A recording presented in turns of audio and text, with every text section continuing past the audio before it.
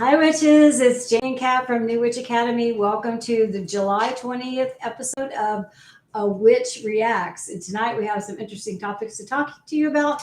We've also both had kind of crazy days. Ooh, So that might play into our know. discussion. Yeah, very likely will come up. So just know that you might get an earful about personal crap that's going on in our lives. I don't know if it's like the energy that's a planetary energy or if it's just these things happen and this is life. Yeah, you always want to try to attribute it to like what's happening outside of myself when shit gets a little chaotic, but really, and that can definitely help or that can add to it. But I also want to make sure that we state that, we are souls here in a human body having experiences and we have to go through difficult shit in order to grow. So we don't always need to attribute it to some outside force trying to give us something else to do. Sometimes it really just is our own path and our own struggles, and it's the shadow work that really needs to be done rather than saying what planet is messing with me today. So that opens the door to my situation today and kind of a learning experience for me, which I'm going to share as soon as I say hello to Joellen. Hi, Joellen. Selena and Tracy. We're so glad to have you with us here today. My witches. So really quickly, I had a situation at work today that really just, kind of, I get really perturbed in certain situations, like when people call me on stuff and I feel persecuted because I feel like I'm getting the blame, even though they didn't say. Wait, personally attacked? Personally attacked. Yeah, personally attacked. You know, I'm like, because it's something that I was responsible for and it didn't go as planned. And then it was a big hubbub. My boss was not happy and that always makes me unhappy. And so, of course, my initial reaction is, the anxiety and the whole thing happens in my gut where my defenses go up. And it's something that I've really tried to work on so that I'm not reacting that way. But it takes me some time to, process it just a little bit and then think about how I'm going to respond. And instead of responding how I might have responded in the past with maybe a snarky comment, instead coming back with like a solution to, first of all, taking responsibility for what was my role in it, and then suggesting a solution. And that's what I ended up doing. It took about 2 hours for that to process through. And I actually just finished writing that email to not only my boss, but to my team, apologizing for my responsibility in the little glitch that we had today with one of our webinars, and then, taking responsibility for it and then saying, okay, but it wasn't that bad. And this could be worse, but we are at a point with these webinars where we need to make decisions about what we're going to allow in a webinar going forward. So anyway, it was all these things. And it's like it's funny. It's this whole psychological thing or whatever that I go through where I'm like, okay, how do I come at this from an elevated place, which is where I'm trying to get to, right? That's what you're working towards. I'm working toward constantly. It's not like one day you're here and the next day you're here. It's not like that at all, because my initial reaction is knee jerk, and it's the old cat, the human, very basic. Yes. No, I love the way you described, like, first you have a physical reaction, like I do the body and the emotions that go into that, and then it basically travels up all her chakras that she's worked through, and then it gets to this one. It's like, okay, but let's take this from another level. Well, that's true. I didn't think about how it starts down here. It starts really attack, low. I'm not secure. It starts very low, and then finally confidence. It comes up to the point where I can speak your truth. Oh my God. I feel like I'm actually making progress, you guys. And I'm 64, so this is a big ass deal. I've been this way for at least 53 years, because 53 years ago today, my mother dropped me off at juvenile hall and basically abandoned me, and I was 11 years old. And I never went back home. And that was a traumatic, life-altering experience for me that set me up for so many things in my future that I wouldn't even begin to recognize how that affected me until much, much, much later in my life. And it's only now that I'm trying to change some of the ways that experience and all the things that followed through the rest of my years until I was an adult, and then even into adulthood, how that impacted me and how that set me up to not trust people and to build these bridges around, or these walls around me, defenses around, and to take everything just listen, To guys. take everything personally. Listen, guys, this is Yeah. a whole. This could be a talk show, but you know A what? podcast. I think that people go through these things in their lives, and it's sometimes we don't know where to pinpoint what happened to us, but Why? How we picked up the habits. Yeah, why, how we did this. You know, we Mhm. can kind of go like, yeah, well, this happened to me, and my childhood was messed up, and I was abandoned by my parents, or I was abused, or I was this, that. But yet, to see how it manifests, The and conversion, right? yeah. So anyway, so that's my whole story in just a couple of minutes, and I don't want to take up our whole time here talking about myself, but anyway, and then Jamie, and then today my grandson was here, Jamie's son, Cameron. We're gonna get into that, yeah. We're gonna get into that Okay. really quickly. We're gonna try not to spend too much time on All it, right. but he stayed the night. He got up this morning, and he's like, loves to come here because his video games are here. And he's like, what time do you want me to leave? What time do you want me to leave, Grandma? And I was like, that makes me feel bad. It's like, I don't want you to leave, but okay, noon. So he leaves an hour later, and on his way home has a seizure and ends up in the emergency room While he's on his bike. He's been 3 months seizure free. And to get the call was, Jamie was getting her nails done. She's in the middle of getting, her nail dip. You can't walk out of the salon when you're in the middle of getting your nails dipped. That's a whole process. I don't know. Well, for this, my husband was already home, right? So he had an appointment that was at 11. So I called him to go get Cameron from the hospital because he's epileptic. Checking into a hospital, there's nothing that they can truly do for him. If he does not have like a cut and all the things, so I actually got into it with the doctor a little bit because I was like, your hospital room visits are $19,000 every time we check in, and you do 0 things for him. And they're like, we're going to give him an IV. And I was Listen, you guys, the state of Florida is after her now for medical negligence of her child. I got turned into CPS. That's where we are right now. Like, okay. Oh, okay. I mean, it's so ludicrous. It's like I wanted to fight with him about the bill. Are you kidding me? Yeah. So you're gonna call CPS on me listen, because I'm neglecting my child because I won't allow you to check him into the hospital. They want to do a bunch of tests that aren't going to result in anything. It was really crazy. She's got like $300,000 in hospital bills from this, starting in January when all this happened. So yeah, you're going to be like, no, screw you guys. Well, you can't do. It's just every doctor wants to do the same test because they're not the doctor that did the last test, and so it's like a whole big ordeal. So I basically cried for like 3 hours straight because I had to explain this story to 4 people, and then when CPS showed up at my door, and of course Cameron is fine. He is fine. So luckily he knew that he was about to have a seizure. He actually went into a parking lot, got off his bike, and 3 strangers helped him as he had a seizure.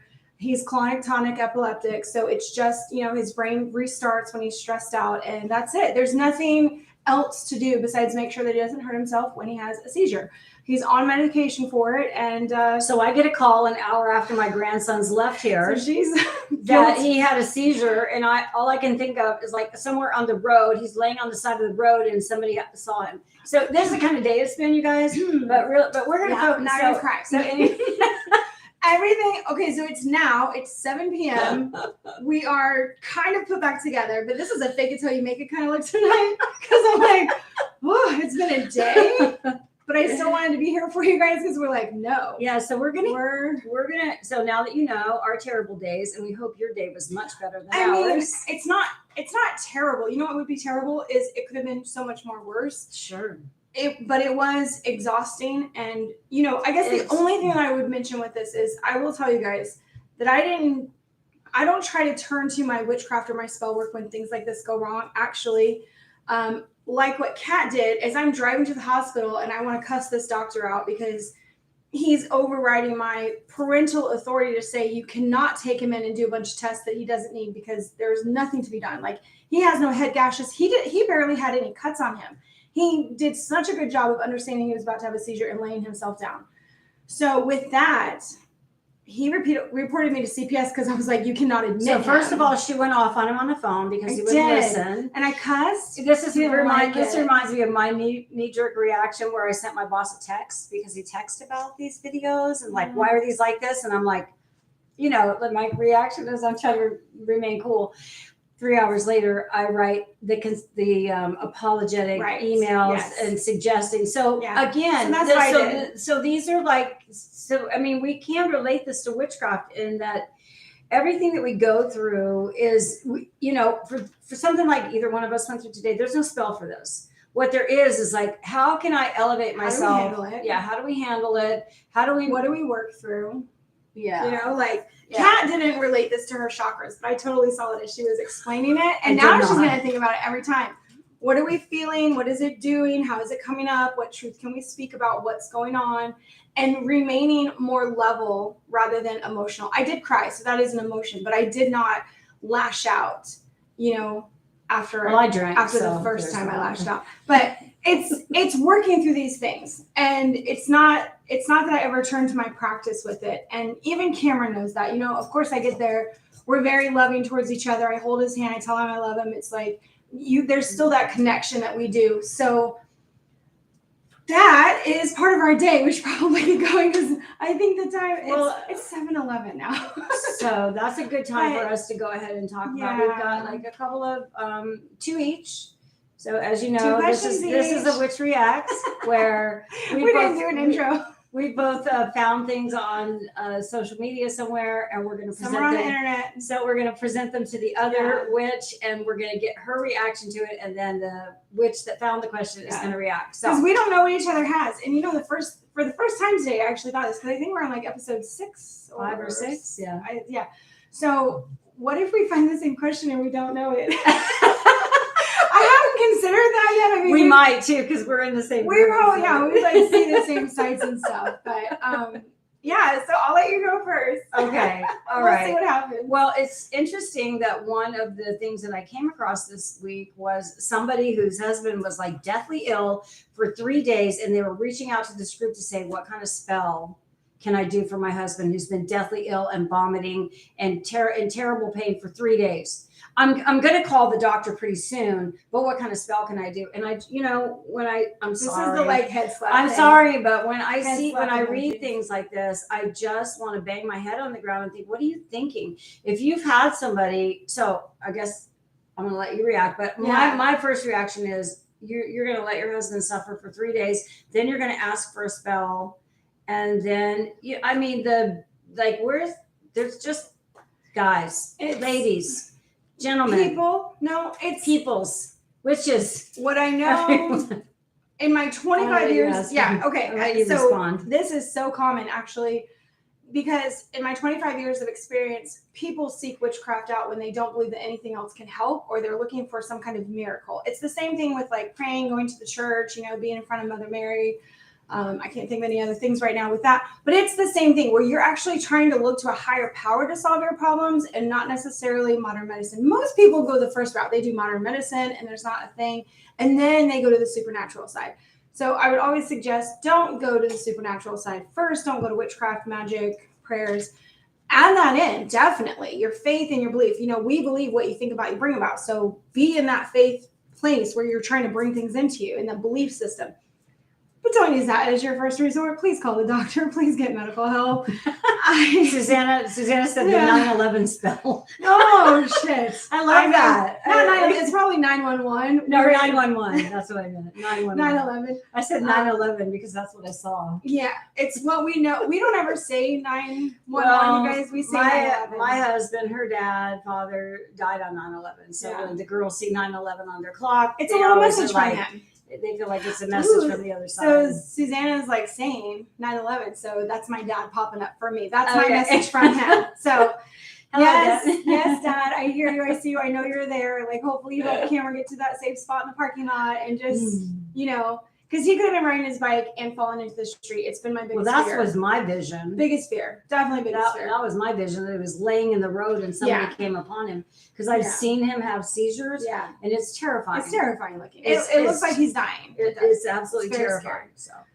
Okay, so that was your reaction. I think I pretty much shared my reaction to it. Was like people's. Well, if somebody's like, okay, there's a time for witchcraft, and then there's a time to seek medical attention, and because it's available. Because we can, it's not 400 years ago where you did not have a doctor, you didn't have a hospital, and I would never ever let a loved one suffer in pain like that. before I was trying to find a solution, whether I was going down to the pharmacy and asking them, or whether I was just doing something. Witchcraft would not be the first thing that I thought about. It might be as they were recovering, or as we knew a diagnosis, and we're trying to manifest a great outcome, depending on if let's say we're going through tests and we don't know what's going on. And at that point in time is when I feel like you would call in your witchcraft, and you would start meditating and focusing on. Giovanni, turn off your phone, buddy. Other grandsons here. He can come say hi. At that point is when you could turn to spells and say, okay, we don't know what's going on. I need a spell to bring about, good health or a good outcome. I mean, when Jamie's husband was in the hospital with COVID and he was locked away, pneumonia, a result of COVID, she put together a spell jar to help him get well. But at that point, he was under medical care. So I would say to anybody who's going through a medical crisis, let them be friends. Because we have modern medical practices and medicines and things available to us, that would be my very first route. And then after that, reach out to your witchcraft friends, your witch community, to ask for whatever you need at that time, whether it's like people coming together to pray for you. And I say pray because that's something that people understand. It's energy putting into it. Putting energy into a solution for you that is gonna come out. So that's my answer to that. Okay.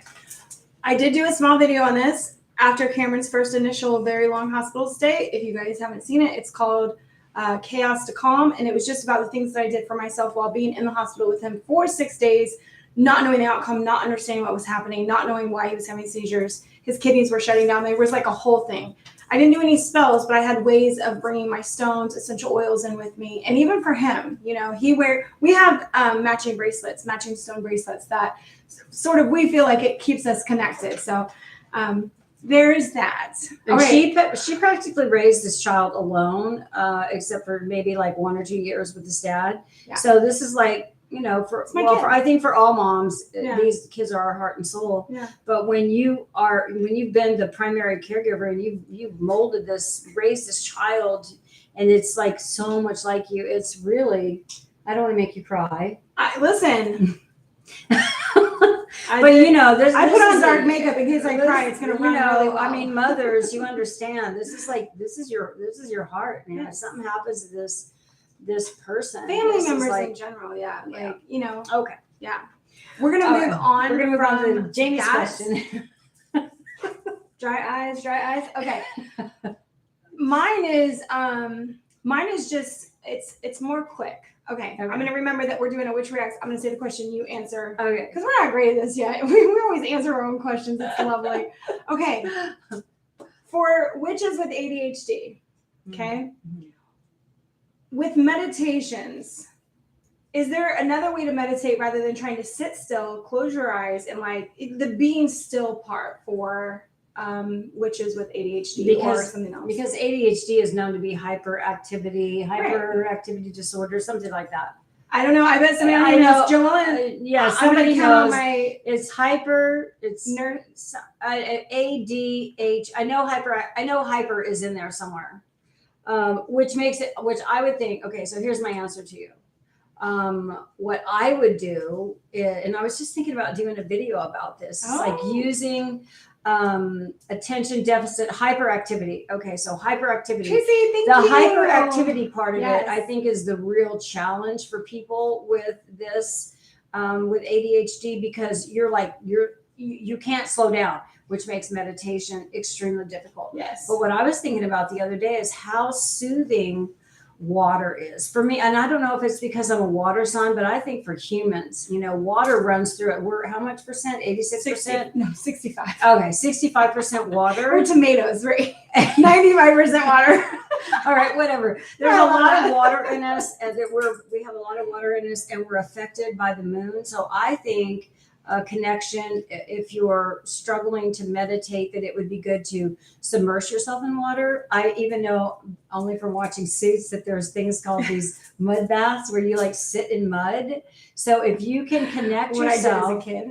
so if you can connect yourself, if you're struggling with, you can't slow your mind down to meditate, you might try something that involves immersion, some kind of immersion into water or mud or even sauna or anything like that that kind of starts slowing everything down. Yeah. That would be and I've never, to my knowledge anyway, don't have ADHD, but I have a grandson that definitely does and was medicated for it as a little kid. Yeah. And even my own son might have had that, but I don't know that they had the name back then and they called it.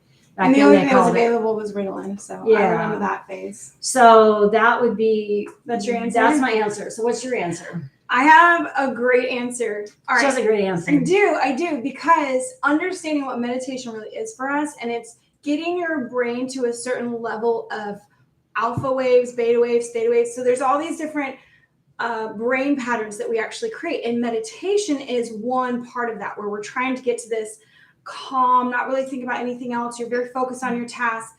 So this is when you garden and you're not really thinking about anything. When you're walking, if you can like do therapy. an activity, you can be moving. So Like there is actually art something therapy. called walking meditations. And that would be my first suggestion, because one of the authors we love is Joe Dispenza, and he actually has pre-recorded walking meditations for people who find it harder to sit still. And even with, so you're not closing your eyes, but you're listening to a sound, or you're listening to sort of affirmations while you're doing this walk, and you're just staying in that focus. So it's keeping your brain waves at a certain focus level. And that is true. Boom, And so, achieved. and that's, I guess, the other thing that makes me think of that is you're right about there are the alpha, beta, delta, theta, and something else, right? So when we're sleeping, Can't remember them. So then this is in Joe Dispenza's book. So the alpha, beta, delta, theta, and what they each do something for us. Yeah, they're each at a different level, and they're also each at a different frequency. Yeah, and you can find meditative music that taps into the frequency, or like, so I would say promotes that frequency. For somebody that has a problem like calming their mind down, you might do some research on those alpha, beta, there's like 5 frequencies that humans are, that our brainwaves are at. We We don't have this memorized the way we should, but there is a channel that I use. I use it for myself. I actually also use it for my cats, because sometimes when they're all together, they get a little like feisty with each other. And so I throw on something from, it's on YouTube. It's called Brainwaves Music. And you just search for, like, they have tons of different playlists. And they're usually like 3 to 4 hours long. I've used them to sleep. I've used them during my workday when I want to be productive. And it's very calming. Yeah, it's a type of music that kind of keeps you in this workflow sort of thing. Well, it's sort of, I'm doing this because I'm studying tarot, because I'm putting together a tarot course that we're going to start on September 4th, by the way. So I'm studying it, and tarot is huge, right? And it can be overwhelming, but I had a Akashic, how do you say that? Akashic reading.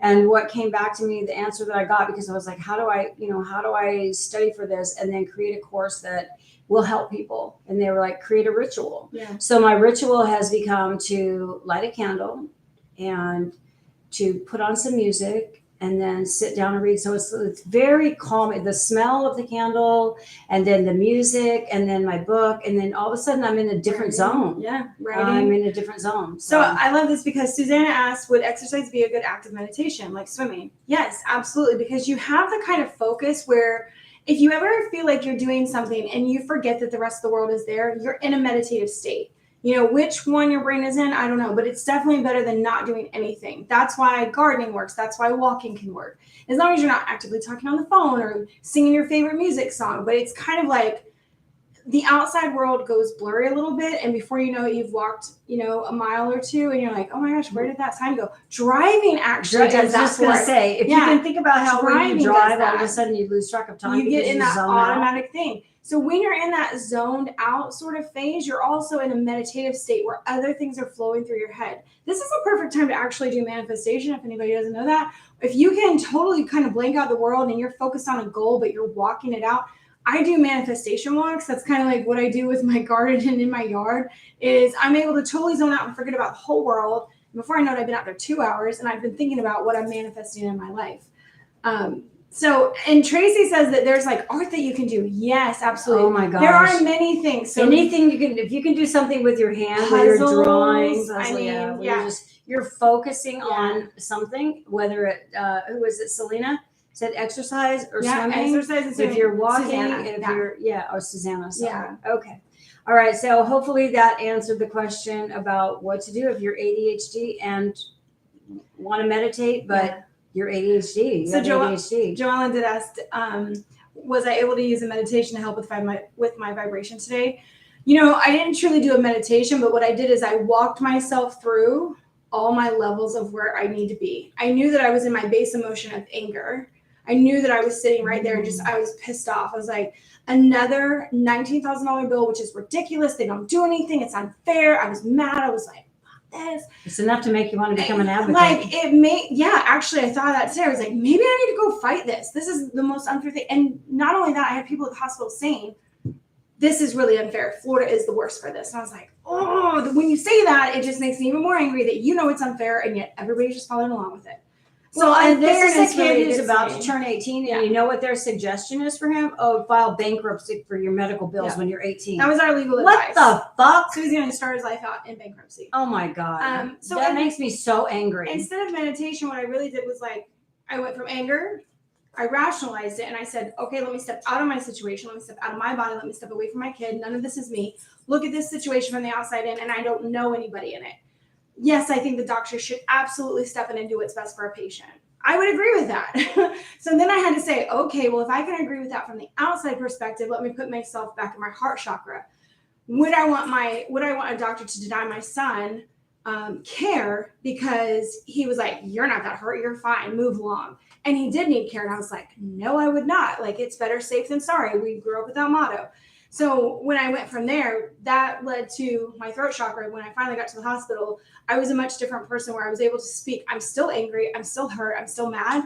But I told them, I apologized. And I said, you know what? I'm really livid about this situation. It's not your fault, though. So I replaced the blame to myself for It is so weird how we almost had the exact same situation today. To walk through only hers and her personal health thing and me and work. It's like, wow. And this is how we deal with our problems, but we deal with them on a more elevated level where we don't react with spewing hatred words and getting in fights and being pissed off and having cops called on us. Well, and here's the thing about that is that might be your initial reaction because it was mine. My knee jerk was, and that's okay. And Jamie's knee jerk was too. Because you're defending, your survival has just been questioned. Everything about you has just been questioned. But at that point, what makes us a witch? I think I don't know if it makes us a witch.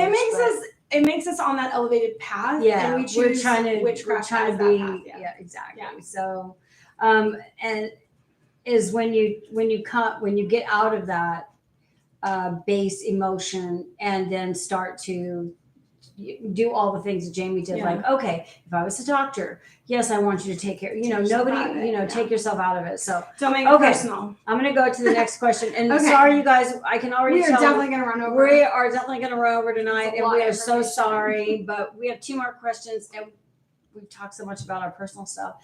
We don't want you guys to miss out on the 4 questions to a witch reacts. So here's number 3. And I'm reacting before you answer. I just reminded you. Why? No, I'm reminding you. It's you ask the question and I react. I'm reminding you. Oh, okay. All right. We're still okay. So here's something that I saw on a Facebook post this week. It's somebody asked the question, what is a hex that I can do on my mother to make her suffer the way that she made me suffer when I was a child? Oh. I want her to feel the pain that she made me feel when I was a child. What is a hex that I can do? Listen, And you know what? I told you today's the anniversary of my mother dropping me off at juvenile hall and leaving me there when I was 11 and a half years old. So I feel this question. Yeah. I don't feel that anger toward my mother. I never did hold her responsible for it, which I probably should have. But anyway, that's the question. What's your reaction, Jamie? Thousands of things just went swirling through my head because it turned to you and your mom. I have to reread it. Where is the? Okay, the question is. Reread it for me. Here's the question. It's like things. I need a hex. So here's the question. Oh yeah, the question was okay. Yes, I need a hex because I want my mother to suffer. Okay. The way that she made me suffer when I was a child. What's the hex for that? Okay. First off, that is not truly what you're seeking as a hex. What you're seeking is validation in your pain.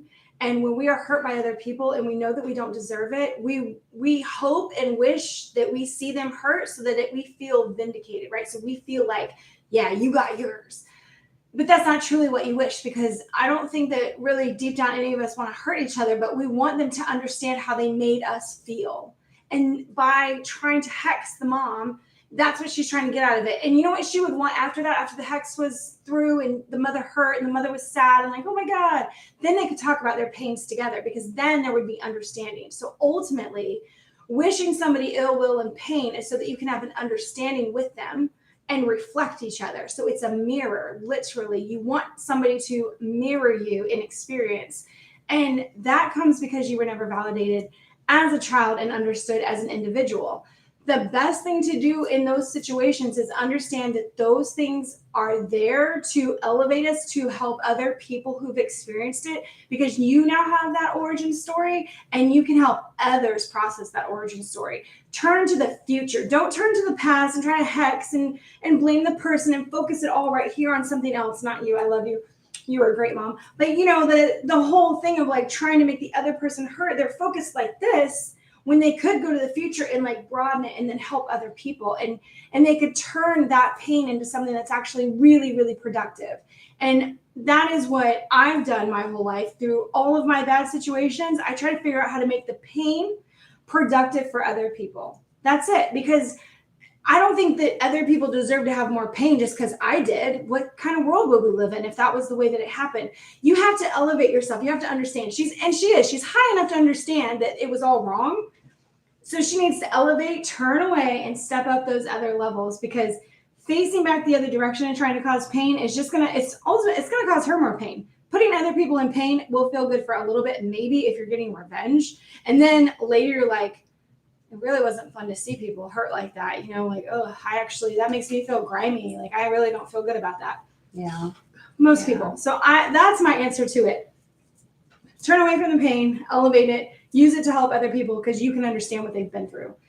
So many people with stories like that. That's what I tell them to do. I think I had a different, because I think I answered. I think I commented on this particular post because, of course, I understand, because you feel it deeply, because I feel that mother issue hurt thing that I experienced as a child. I never felt loved as a child, and then my mother abandoned me when I was 11.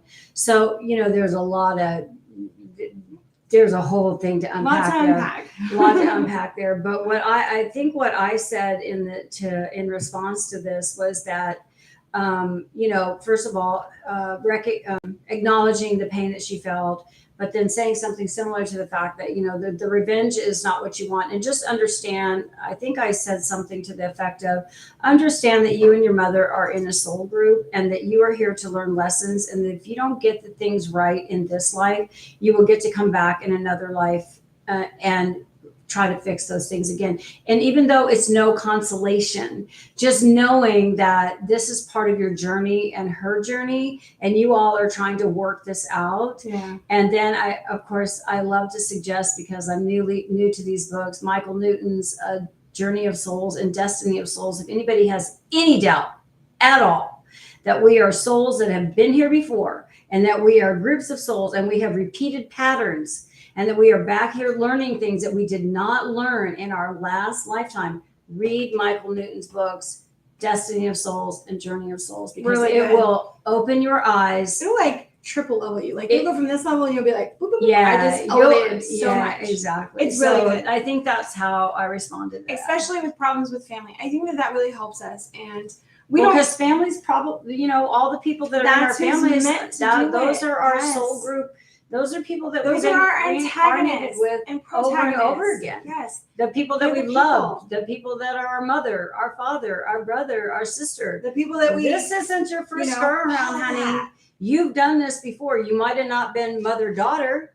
You might have played some other role, but you have been in this exact same circumstance, if you will, or almost exact power same struggle, circumstance. or when we say circumstance, that's what we mean. In a past, Is it a pain struggle? Is it a power struggle? Is it a listen to me? Is it a feel me, hear me, be there for me? Like, whatever the struggle is, it's a repeating pattern. It's a repeating pattern that you didn't get right in your past life, and now you're back here learning again. And Joellen, to answer your question, the author's name is Michael Newton, and the two books that I have listened to and read over and over again are Journey of Souls and Destiny of Souls, and they're both about past lives. And anyway, it's like it's mind blowing. Listen, you expand. I mean, your you consciousness gain an understanding expands from this. Yeah, you gain an understanding of some of the really hard things because I think the hardest things that we go through in this lifetime are the struggles that we have when we have mother issues, daddy issues, brother issues, sister. Those people that are really close to us are the most painful things that we have to deal with, work through, and come to accept. See, I love it. She related it to family, but I relate the books to pain, loss, violence, and tragedy. So that's where I see it. And that's why we're here. Yeah.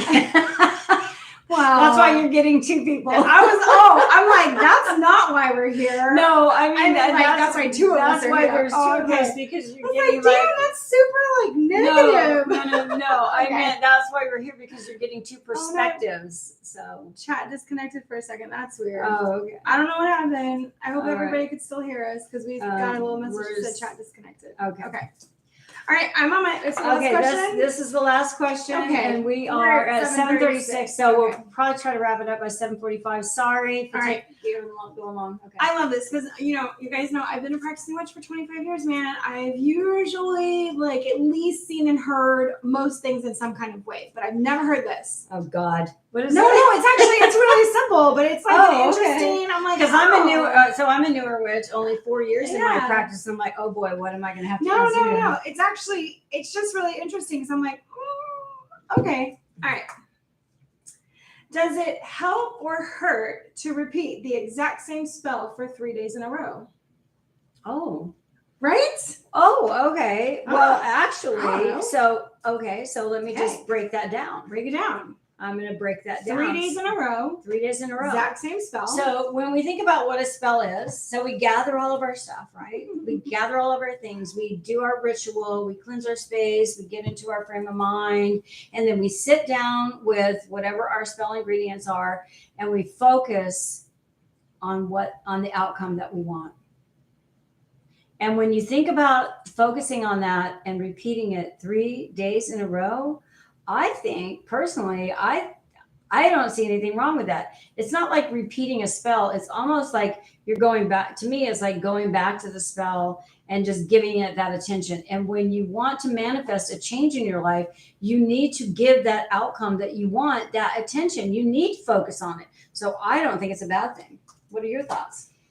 Oh, she has a different opinion. No, all right. My first thought is the chat is acting really weird. Oh, I'm sorry. I was mostly. She's totally distracted. I'm distracted because it's like connected, disconnected, and I don't know what our viewers are saying. You guys, I hope this is all still okay. But we're getting messages that say connected, disconnected, chat disconnected. Please super wait. Weird. Okay. All right. Anyway, something's going on. We don't even have any storm. Oh, okay. Tracy said we can still see you and hear you. Oh, okay. Good. Thank you, Tracy. All right. So my answer to that was no, it's not a bad thing because it focuses your attention on the outcome that you want. That's my simple explanation. So, I love Joel's thing. I think it's kind of like ordering your meal from a waiter 3 times. Not sure why you need to repeat it. It's just me. I love it. So for me, it was really interesting because when I have new witches do spells, we often do something called a dry run, or like, let's just walk through it. Let's just imagine you're doing it now. Let's like lay everything out. Let's gather it. Let's go through the words. Let's see how you feel. So I often We've tell done that people, before. you practice, it's kind of weird. You practice your spell before you do your spell. And it's because when you're new, it feels really good to go like, I have no idea what this is about to look like. And you're so in your head that you don't actually let it flow and feel like you're connecting with the universe. There's like this thing once you're in that ebb and flow with the universe and calling energy to you when you're in a spell. When you're new, you're like, I knocked the thing over. Oh God, the candle's going out. I don't know. Someone rang the doorbell. It can be chaotic. So I often, I just knocked over like a ton of stuff. To prove her point. It can often feel chaotic the very first time you do a spell. So I always have new witches do a spell like once, walk through it as many times as they want to, so that they really like feel comfortable doing it. And it's not that she said, do I practice it 3 times and then do the spell? She's like, I'm repeating the same spell 3 times. Is this helpful or hurtful? I was like, I mean, do you feel like you get better? I have a lot of questions for her. I did not respond to the thing. So for me, it's like, if it makes you feel better, and if you can get more in the feeling, because it is about like really feeling that energy, pulling it into you. Like it feels like radio waves are flowing through your body because you're so connected to your desire. Then do it 3 times. There's no harm in it. There's definitely no harm. And is it helpful? It's helpful if it helps you focus. Yeah, sure. Well, do it. With each iteration, You do you get feel it better. stronger? Yes, do you right. feel the whole vibration and all of the And you probably do. stronger? And my guess would be that yes, you do. probably And that's do. probably why you're repeating it, because maybe the first time it was like, it was just kind of meh, and then the next time it was like, oh, that was better. And then the third time it was like, oh man, now I'm in the zone. So, yeah. And so Joellen's saying that like she's been in ritual before and then realized that she forgot something. And in that very key point is why when we find a ritual that we really like and we write it down, we repeat the same ritual monthly basis, weekly basis, whatever it is, because ritual means it becomes so routine that it's just natural to add in or take away things, and like nothing feels like, oops, oh, that's not here. I didn't do the thing. Oh my God, this is such a great tie-in and a great way to end our session tonight, because when Jamie talks about how we repeat this pattern, we repeat the mantra, we repeat the activity, whatever, we repeat the ritual. I have no idea where this is going. This is what witchcraft is, because if you want to bring something into your life, you can't just say it one time and make it happen. You've got to believe it, and to believe it, you've got to keep repeating it to yourself. You've got to keep doing the thing, whatever the thing is. If it's lighting a candle and saying to the goddess, whoever, or to the spirit, bring this to my life, or whatever it is you're saying. Those are not the right words, of course, but it's the repetition of it that I think is part of this journey. Yes. I feel like this is, at least for me anyway, it's part of the journey. Well, yeah. It reminds me of something else. I don't want to start a whole new topic. Maybe it's whatever. Week. We're already running over time. So. Well, really? It's 7:43. Okay. No, I just felt bad for keeping you guys longer than 30 minutes. We tried. We tried really hard. I promise. Can you wrap it up in 2 minutes? No, it's a bigger topic. Oh my gosh, this is the cliffhanger for next week, you guys. We now have a cliffhanger for the first time ever. This is the first time ever. Yeah. So come back next Thursday night when Jamie reveals what she was thinking about tonight. That's not necessarily. You better write it down. It's an answer to a question. It's a cliffhanger. That's what I'm calling it. Goodness. Okay. We'll open our meeting with that next week, because it's probably a 3 to 4 minute thing. And I just don't want to keep you guys any longer, because we're trying to be respectful of your time. We love you all for being here. Thank you so much. We were a fake it till you make it kind of night. I hope that you guys are doing well and that everything is happening in your world that should be happening. And we will see you guys next week. But do I have to go? We do it. Tracy, we love you. Oh my gosh. Only because it's alive, and we're at 44 minutes, and Joellen, oh my gosh. Thank you all for being here. Yes. We really appreciate your feedback. Susanna, thank you so much. Susanna, you're my new favorite person with the 911 spell. And what was the other one? Wait, she said she gave another spell too. She did? Oh gosh, I don't know.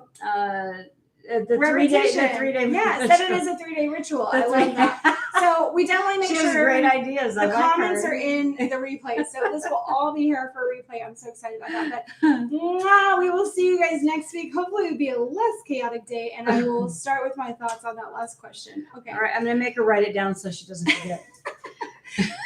Ever the taskmaster, her. I love it. All right. Bye, Good night, all. guys.